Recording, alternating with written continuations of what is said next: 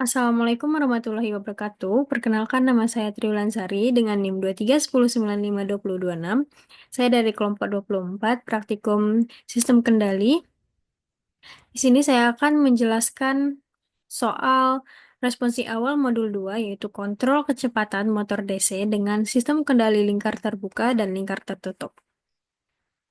Untuk pertanyaan pertama yaitu, jelaskan apa itu diagram blok dan jelaskan komponen-komponen penyusun diagram blok sistem pemanas di bawah ini. Ini adalah bentuk dari gambar diagram bloknya. Yang pertama, diagram blok itu adalah representasi grafis dari sistem yang menunjukkan aliran sinyal atau proses dari satu komponen ke komponen lain dalam bentuk blok-blok fungsional. Diagram ini digunakan untuk menyederhanakan pemahaman struktur dan kerja sistem kompleks, terutama dalam bidang teknik dan kontrol otomatis. Komponen-komponen penyusun dari diagram blok sistem pemanas ini yaitu yang pertama set point, yaitu nilai target yang diinginkan dari sistem, yaitu ketika suhu yang harus dicapai dan dijaga oleh oven. Nilai ini dimasukkan oleh pengguna sebagai acuan, misalnya 200 derajat Celcius. Kemudian, error merupakan selisih antara nilai set point dan nilai suhu aktual yang diukur oleh sensor. Nilai error ini digunakan oleh controller untuk menentukan tindakan perbaikan. Semakin besar error, maka semakin besar juga koreksi yang perlu diberikan. Selanjutnya, controller adalah otak dari sistem kontrol. Komponen ini menerima nilai error dan menentukan seberapa besar sinyal kontrol atau kontrol variabel yang harus diberikan kepada aktuator untuk mengurangi error. Controller ini bisa berupa pengendali manual atau otomatis seperti PID controller.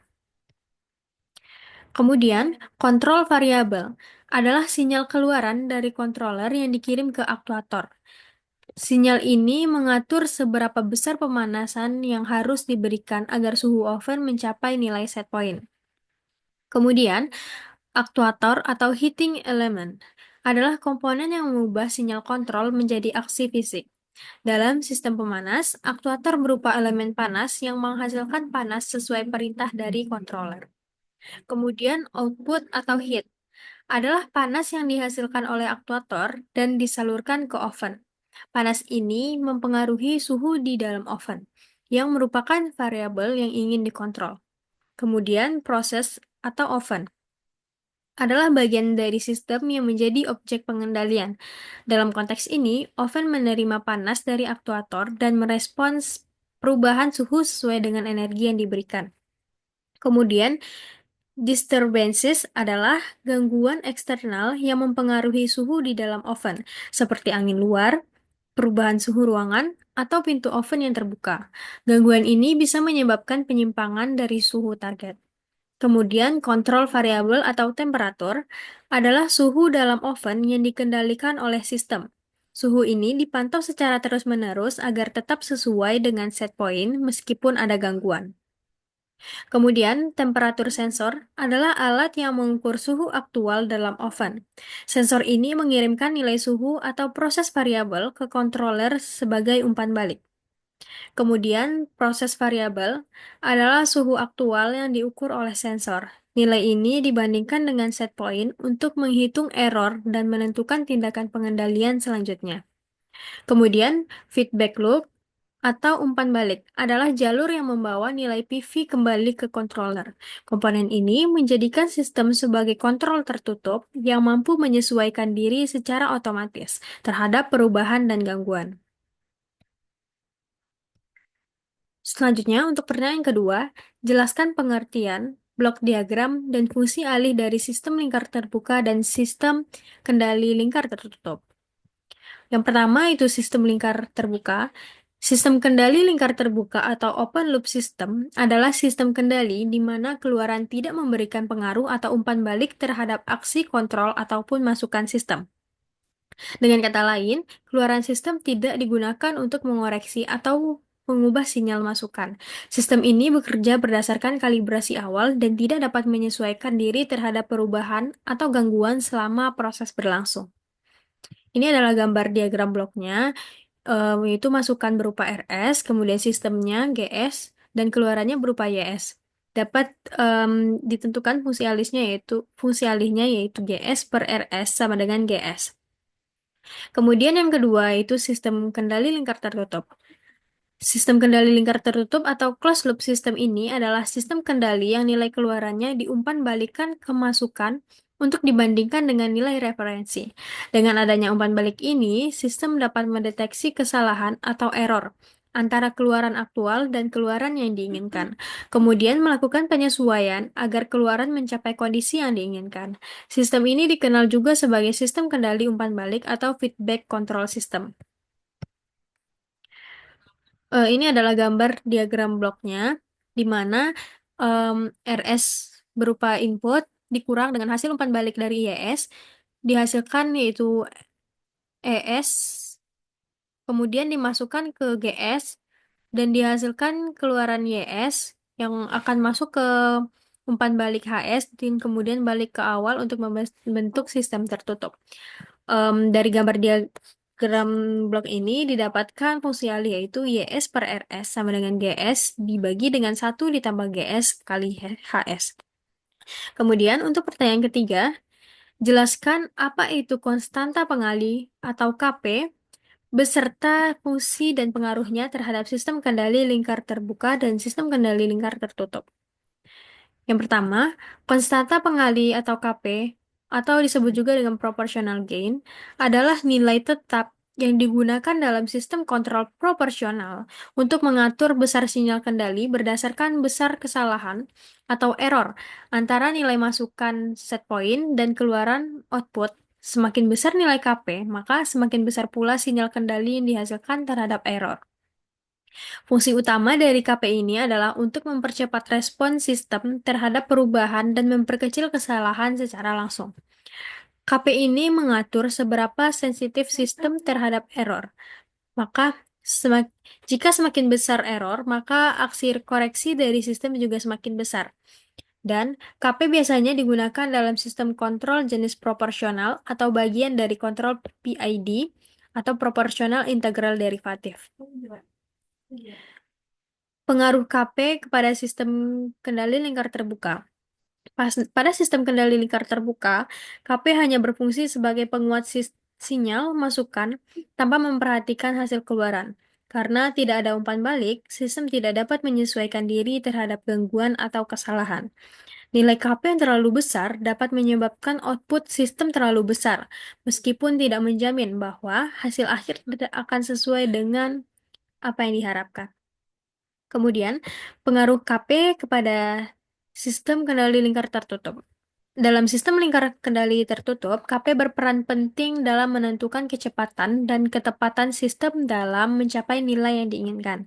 Jika nilai KP terlalu kecil, maka sistem akan lambat dalam merespon dan kesalahan akhir atau steady state error cenderung besar. Sebaliknya, jika nilai KP terlalu besar, sistem akan cepat merespon, tetapi dapat menyebabkan overshoot atau lonjakan yang besar. Bahkan ketidakstabilan sistem seperti osilasi atau respon yang berayun-ayun. Oleh karena itu, pemilihan nilai KP harus dilakukan dengan hati-hati agar sistem tetap stabil dan responsif. Kemudian untuk pertanyaan keempat, jelaskan apa itu pengendali PID dan jelaskan macam-macam variasi beserta persamaan dan diagram bloknya. Yang pertama, pengendali PID atau proporsional integral derivatif adalah metode kontrol yang umum digunakan dalam sistem kontrol otomatis untuk menjaga sistem pada set point yang diinginkan dengan mengontrol variabel keluaran berdasarkan perbedaan antara set point dan variabel masukan. Tipe-tipe pengendali PID yang pertama, pengendali proporsional. Eh, ini digunakan untuk memperbesar penguatan dan mempercepat respon transient, menghasilkan output yang sebanding dengan input. Ini adalah gambar diagram bloknya, hubungan antara sinyal error E dengan sinyal kontrol U dalam domain waktu. UT sama dengan KP dikali ET. Dalam domain Laplace ditulis US sama dengan US per ES sama dengan KP. Pengaruhnya yaitu jika KP diperkecil, maka respons sistem akan semakin lambat dan rise time akan semakin lama. Kemudian jika KP diperbesar, respon sistem akan semakin cepat dan rise time akan semakin singkat. Kemudian ketika KP terlalu besar, maka respon sistem semakin tidak stabil atau terjadi overshoot atau osilasi terlihat sangat jelas. Kemudian yang kedua yaitu pengendali integral. Digunakan untuk menghilangkan steady state, menghasilkan output lebih besar atau lebih kecil ketika error input sama dengan nol. Ini adalah gambar diagram bloknya. Nilai error E diumpankan sebagai laju perubahan sinyal kontrol U, yaitu DUT per DT sama dengan KI dikali ET. Integralkan kedua ruas ini menjadi UT sama dengan KI dikali integral 0 sampai T ET DT. Dalam domain Laplace ditulis US per ES sama dengan KI per S. Pengaruhnya itu, jika sistem diberi KI, maka respon sistem akan semakin lambat. Jika sistem diberi KI, sinyal XS sama dengan 0, maka output tetap akan bertahan pada nilai sebelumnya. Ketika sistem diberi KI, jika sinyal EXS tidak sama dengan 0, outputnya menunjukkan kenaikan atau penurunan yang dipengaruhi oleh nilai ESS dan nilai KI. Ketika KI sangat besar, semakin cepat error hilang, tetapi osilasi meningkat. Kemudian, pengendali derivatif digunakan untuk meredam overshoot dan mempercepat sistem mencapai set point, menghasilkan output yang merupakan diferensial dari input, tetapi tidak dapat mengeluarkan output tanpa adanya perubahan input. Ini adalah gambar diagram bloknya. Sinyal kontrol U yang bersesuaian dengan laju perubahan sinyal error E, UT sama dengan KI dikali dengan DET per DT. Dalam domain Laplace ditulis US per ES sama dengan KD dikali S. Pengaruh pengendalinya, ketika sistem diberi KD, maka tidak ada output jika tidak ada perubahan input.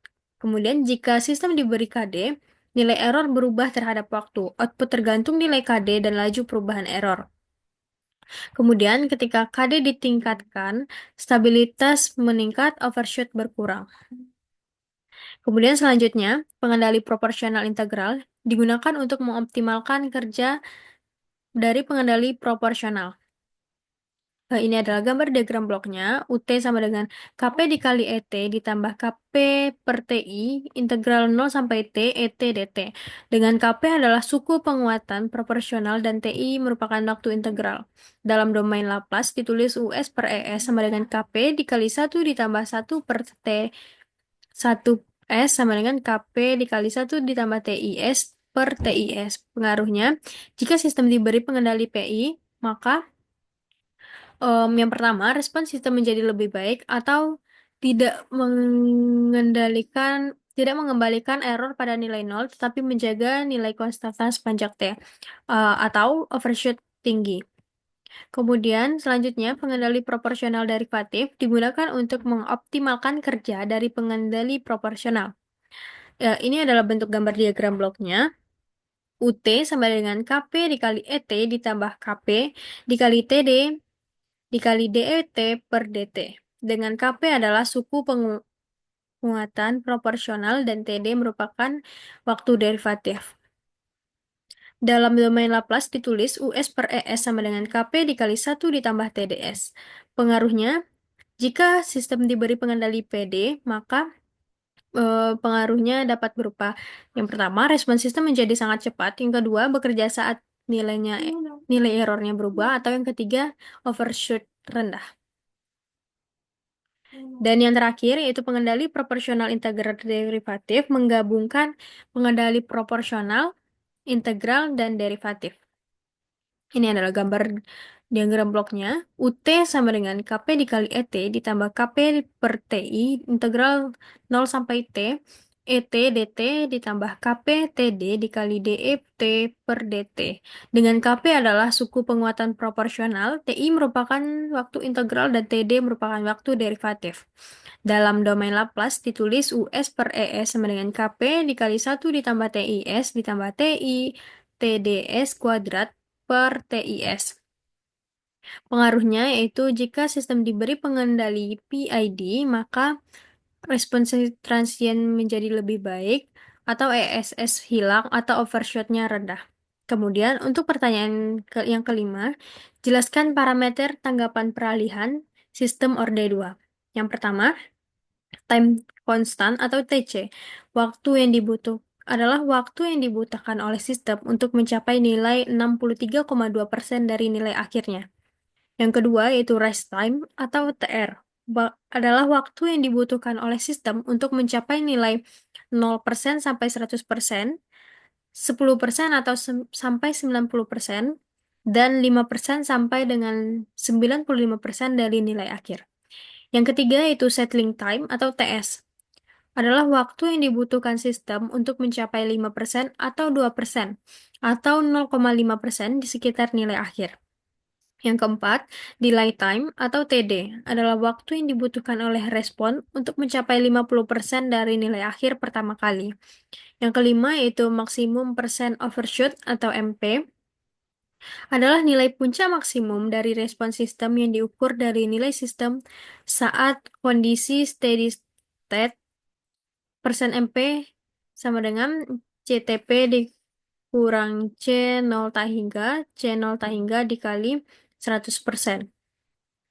Selanjutnya, time peak atau TP adalah waktu yang dibutuhkan oleh respon untuk mencapai puncak pertama dari overshoot. Kemudian untuk pertanyaan terakhir yaitu sederhanakanlah gambar diagram blok di bawah ini hingga diperoleh fungsi alihnya. Ini adalah gambar bentuk diagram bloknya dengan input R dan output Y. Yang langkah penyederhanaannya yang pertama yaitu gabungkan jalur-jalur serinya yaitu G1 dengan G2. Jadi G1 dikali G2 sama dengan G1 G2. Kemudian H2 dan H3, H2 dikali H3 sama dengan H2 H3. Kemudian langkah kedua, kita gabungkan loop pertama menggunakan rumus umpan balik tertutup menjadi seperti ini. Kemudian gabungkan jalur maju C1 ditambah dengan C2, maka menjadi seperti ini, C2 ditambah C1. Persamaannya menjadi C2 ditambah 1, C2 dikali 1 ditambah C1. Kemudian G1 per G2 dibagi dengan 1 ditambah G1 dikali G2 H1. Kemudian H2 H3. Langkah keempat, kita susun fungsi alih totalnya, yaitu CS per RS sama dengan C2 dikali 1 ditambah C1 dikali dengan G1 dikali G2 dibagi dengan 1 ditambah G1 G2 H1 dibagi dengan G1 G2 dibagi 1 ditambah G1 G2 H1 dikali H2 H3. Kemudian kita sederhanakan pecahannya menjadi CS per RS sama dengan C2 dikali 1 ditambah C1, G1 G2 dibagi dengan 1 ditambah G1 G2 H1 ditambah G1 G2 H2 H3. Kemudian jadilah hasil fungsi alih sistem ini berupa CS dibagi RS sama dengan C2 dikali 1 ditambah C1 G1 G2 dibagi dengan 1 ditambah G1 G2 dikali H1 ditambah H2 H3. Dan gambar bentuk diagram blok akhirnya menjadi seperti ini. Baiklah, hanya itu yang dapat saya sampaikan. Apabila ada kesalahan, saya mohon maaf. Terima kasih atas perhatiannya. Saya ucapkan wassalamualaikum warahmatullahi wabarakatuh.